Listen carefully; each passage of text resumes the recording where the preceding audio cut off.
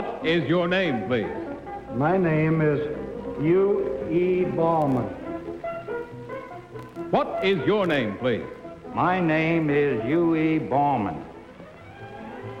What is your name, please? My name is U.E. Ballman. Two of these people are imposters. Only one of them is the real U.E. Ballman and is the only one sworn to tell the truth.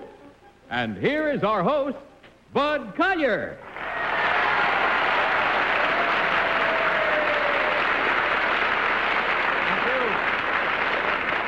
Thank you and good evening. We're here again with our game of deliberate misrepresentation, in which four presumably smart people try to figure out which one of three challengers has sworn to tell the truth.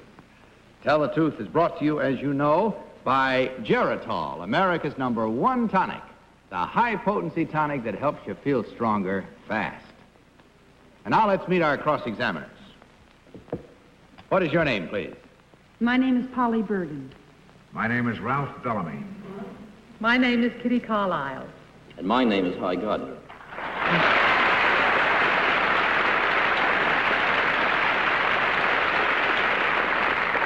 Now, these three people all claim to be U.E. Ballman. Of course, only one is the real U.E. Ballman. The other two have simply assumed that identity, and they do not have to stick to the truth. Now, panel, in front of you there is a copy of an affidavit. Will you please listen and follow along as I read it to you?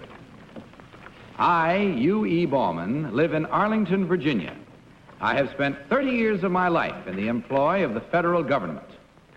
I started in December of 1927 as a clerk stenographer. I am now Chief of the United States Secret Service. I swear that the above statement is the truth, the whole truth, and nothing but the truth. Signed, U.E. Ballman. Now on with our game. Three people, as you know, all claim to be U.E. Ballman, Chief of the United States Secret Service. Now remember, only the real U.E. Ballman is required to answer your questions truthfully. You will each question until you hear this signal. At the end of the questioning period, you'll be asked to register your vote for the one person who, in your opinion, is the real U.E. Ballman. And we will begin this first round tonight with Ralph Bellamy. Ralph? Well, since the real Mr. Ballman has to tell the truth, let's start with an embarrassing one. Number one, how old are you? 52. 52. Number two, how old are you? 51. 51. Number three, how old are you? 49. 49. Number one, at what age did you start to work for the government? 27. 27. Number two, how old? 22. 22. Number three, how old? 20. 20. I have to figure this out now. 27, 21. While you're figuring, Ralph, I'll have to move along.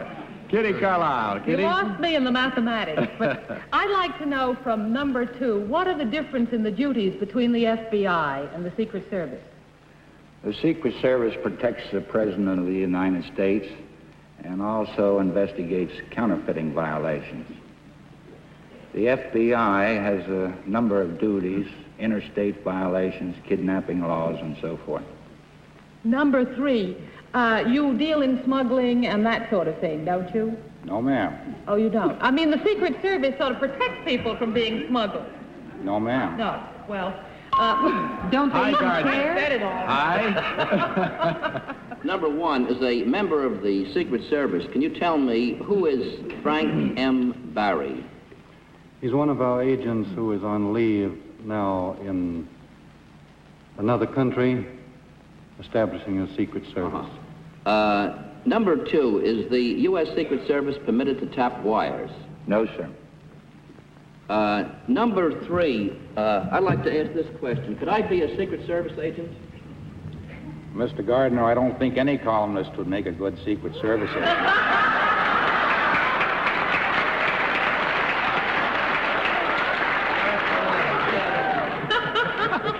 I didn't mean what I wrote. I meant my height. I'm afraid you're a little too short, A little Mr. too Gardner. short. Polly Bergen. Number two, if I made a counterfeit bill and I had it on me, could you arrest me right now? Well, if you made it, I wouldn't arrest you right now, but I would right after the show. He's a right guy. Yeah, he sure is. Number three, is there is there anything as far as counterfeit bills that makes it more difficult to make them than anything else? The one thing that's difficult to copy in a counterfeit bill? Why, yes. What? Well, you want to know what it is? Yes, sir, please. Well, generally, it's the engraving, the picture, the toning, shading. I see. Number 3, is there anything difficult about the paper? Is the paper changed from time to time? No, it's been constant for years. The same paper? Ralph? Number 2, when was the Secret Service instituted and by whom? In 1865. And that's about it, I'm afraid, panel. It's time already to vote. So without consultation, will you mark your ballots and vote for number 1, number 2, or number 3? May I remind you that the team of challengers will get $250 for every incorrect vote, which means, of course, with a little mathematics, that if they fool the entire panel, they may divide as much as $1,000. All right, panel, have you marked your ballots? Yep. No answers I'm getting. Thank you, Ralph. Polly, for whom did you vote? And don't glare at me like that. I voted for number 2. Do you have a reason? No. Good. Ralph, your vote was for? Number 1, he's the only one who answered my mathematical question correctly, which I finally figured out. He's 27 and he worked for 30 years. This is 1957. You finally caught up with it, huh? Kitty, your vote was for? Number 1. And why, Kitty? He just looked like the most secret of all 3 Secret Service men. Hi? I voted for number 1, too, for this reason. 2 reasons. First of all, I noticed he was wearing a double-breasted suit, which means it's easy to conceal a Colt 38. And secondly, he knew that who Frank Barry was. Frank Barry used to be the chief Secret Service guard for the Truman and Roosevelt administrations. All right, sir. There we have now our votes and our reasons showing that our minds are made up. Let's see whether yours have been made up successfully and whether you beat, match, or go beyond the panel. Let's see what happens now, because we're going to find out which one of these gentlemen is the real U.E. Bauman. Will the real U.E. Bauman please stand up?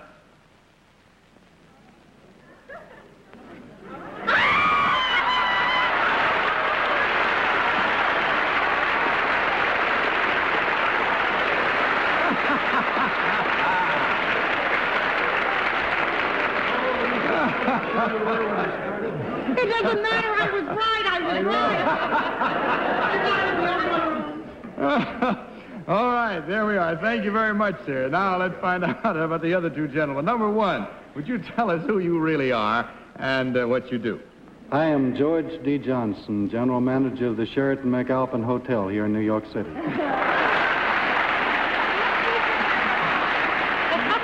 And number 3, how about you, sir? I'm W.F. McLaughlin, manager for Beneficial Finance Company. Come on down and see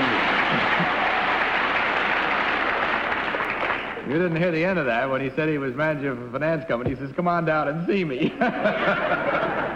Yes, hi. I'd like to know how Mr. Johnson knew Mr. Barry. I was in Washington in the hotel business at the Sheraton Park in Carlton for the last 25 years. See there? This isn't only columnists that can find these things. I'd like to check that mathematical thing again. Didn't you say you were 22 when you started? Well, you worry with him after the show, Ralph. We haven't got too much time now. So I have to tell everyone there were exactly 3 incorrect votes for a total of $750 from Geritol. Congratulations, gentlemen. I hope you had fun. We did. Good night and good luck to you. And now let's have our next team of challengers.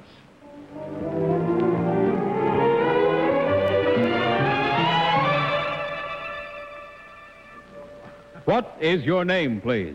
My name is Joey Adams. What is your name, please? My name is Henny Youngman. What is your name, please? My name is Phil Foster. Now, panel and audience, what you have just heard is quite correct. You all know these 3 famous comedians under the names that they have just given you. But before entering show business, one of these gentlemen was known as Michael Feldman. Will you please listen while I read this affidavit? I, Michael Feldman, have spent many years in show business as a humorist and comic. Previously, however, I have worked as a carnival pitchman And I still hold a paid-up union card as a reminder of the days when I was a house painter. During the war, I was aboard a ship which was sunk in the English Channel. As you may have noticed, I survived and am now part owner of a golf course. I swear that the above statement is the truth, the whole truth, and nothing but the truth. Signed, Michael Feldman. Now, in just about 60 seconds, our panel will start asking. On with our show. And these three people, as you know now, all claim to have been originally the former Michael Feldman. Remember, only the real former Michael Feldman is required to answer your questions truthfully. And I think since you all and we all know these gentlemen well here, let's dispense with the numbers this time, panel, and call them all by the names by which we all know them so well. And we start with Polly Burke. Polly? Phil, why did you pick the name Foster? I lived on Foster Avenue in Brooklyn. Good enough reason. Kenny, why did you pick the name Youngman? I saw a sign once with Mae West. Go West, young man. I figured it would last. You're not beginning to feel like a straight man? And number 3, Jerry, why did you pick the name Adams? Oh, I couldn't pick Eve. You know, I have a feeling I should just quit now while I'm ahead from the first game. While you're ahead. Henny, you say your name was Feldman before? I didn't say that. You didn't say that.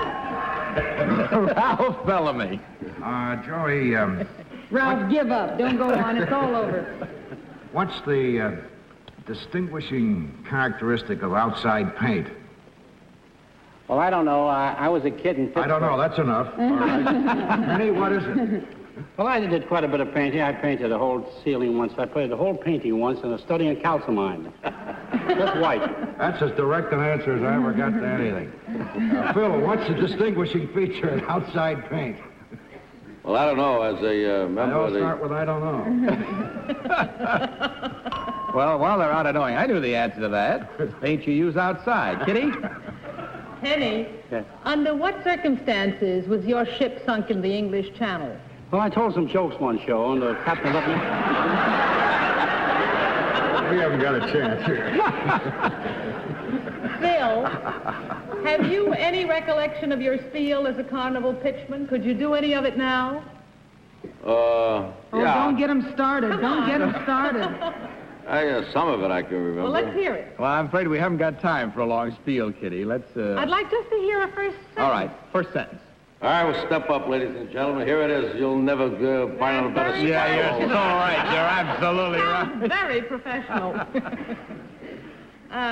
Joey, how did you get to be from a pitchman to a house painter? Well, I laid an egg in a couple of towns, and I took everything that was available. Hi, Gardner. Well, first, I'd like to say I'm awfully happy to be here at Grossinger's. Don't look now, your bill just came. You're not so happy. What I'd like to ask, Henny, who were your partners in this golf course you're supposed to own? Well, I have so many comedians. We're all wealthy, you know. I say, Joey, how come, since you've decided you were going to write books, you didn't change your name from Feldman to Hemingway instead of Adams? Well, I changed it to Adams. The one fella met me. His name was Adams, too. After I changed it from Feldman, he said, are we related in any way? I said, I don't know. What was your name before? I'd like to ask Phil one... That's about it, folks. With all the straight men we have on the panel tonight, not by choice, but by circumstance, it's time to vote. No consultation again. Will you please mark your ballots and select number 1, number 2, or number 3? You won. Okay, panel, have you marked your ballots? Yeah. All right. Polly, for whom did you vote? Number 1. All right. Ralph, how about you? Number 2. Kitty, your vote? Number 3. No, number 2. Oh, I meant number 3. Oh, I put the wrong You meant to vote for number 3? Number 3. I'm Number terribly 3. sorry. Number 3. All right, number 3. All right, and High? Number 3. Number 3. He's the only one with a tan. All right, now we'll have to get a recap on that because I don't know whether the lights have gone up in the right places. But there you are now. The die is cast. And our minds are made up, and let's see whether yours are too. We're going to see now which one of these 3 eminent comedians is the real former Michael Feldman. Will the real former Michael Feldman please stand up?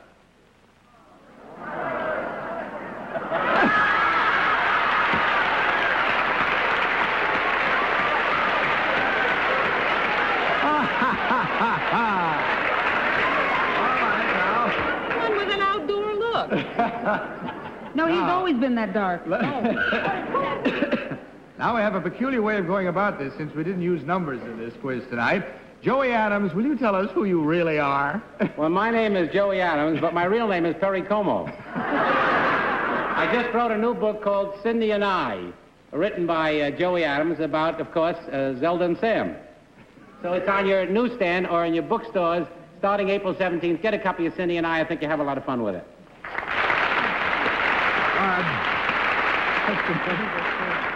Penny Youngman, who are you? My real name is Perry Como, and I've just written a book called Cindy and I. It's available at your bookstores, wherever he said. And incidentally, I've been asked to mention that I'm appearing in Kansas City at the Hotel Muleback starting Friday. Please be there. We need the money.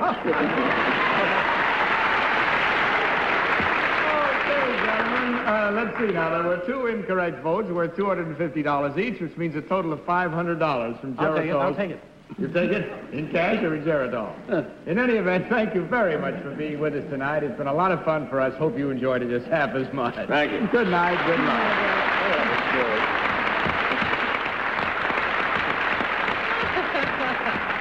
Now let's have our third team of challengers, please.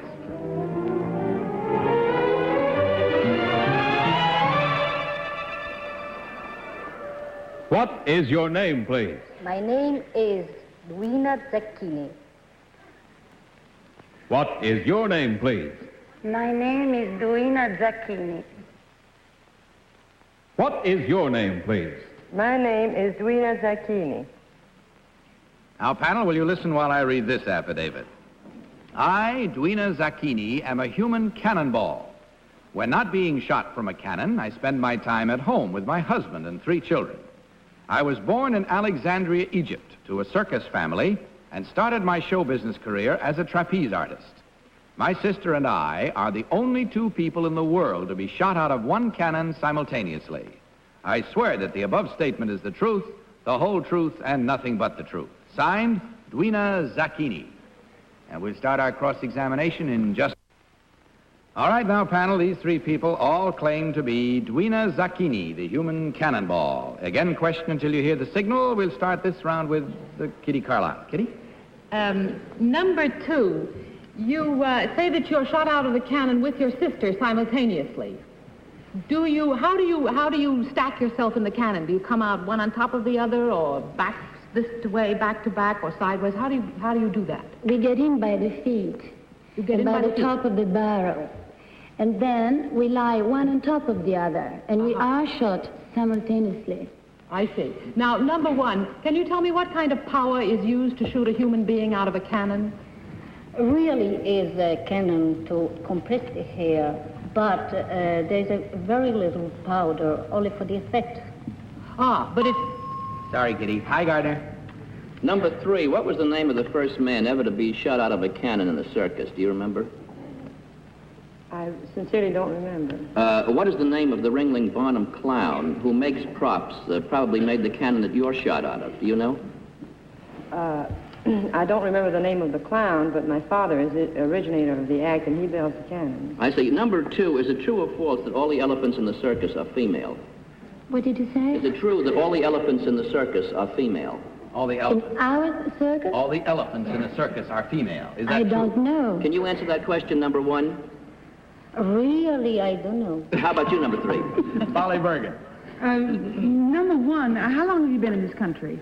2 years. 2 years? How did you learn how to speak English? Really no well. Why? Really no well. Really not well. Oh, not well.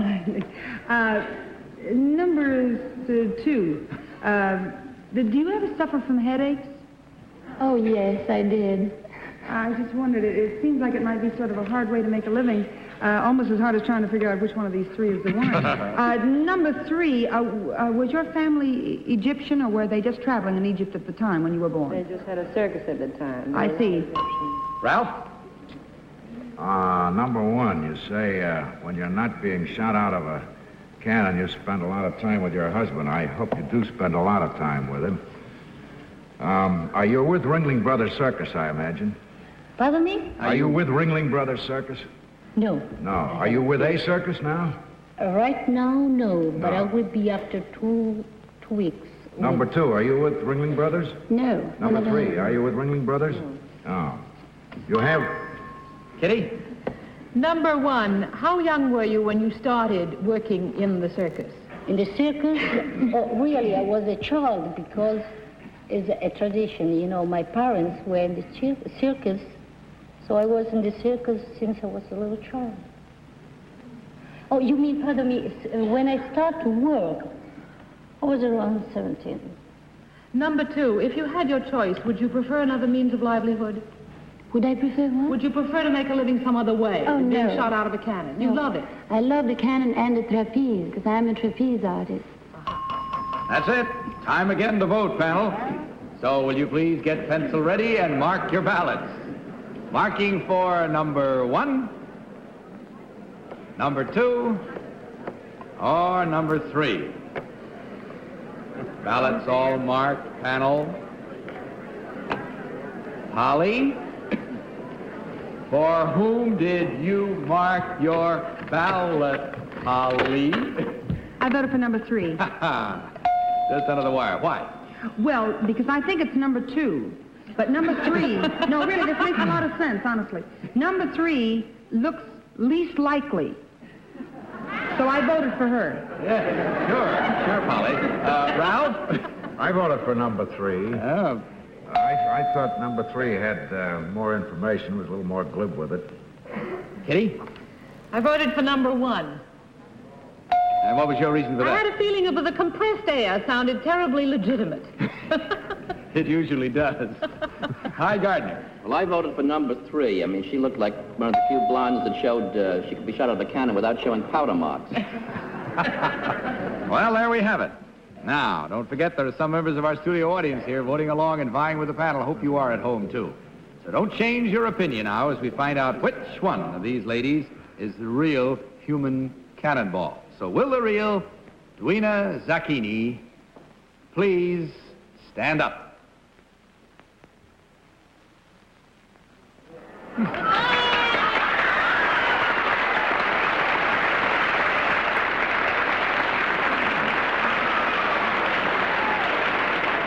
Thank you very much. Well, you did well on that one, panel. Extremely well. Let's find out about the other 2 now. Number 1, would you tell us who you really are? My name is Rita Anavita. I'm a sculptress, and right now I am working for Arpège Perfumes advertising. Arpège Perfumes. Number 2, how about you? My name is Bianca De Paolis, and I work for a new Italian house of fashion, Ines da Roma, here in New York City. Well, there you have it, and as you can see, there were 3 right and only 1 wrong this time, so that means $250 from Geritol to be divided. Thank you very much, ladies, for being with us. You've given us a good time. Good night and good luck.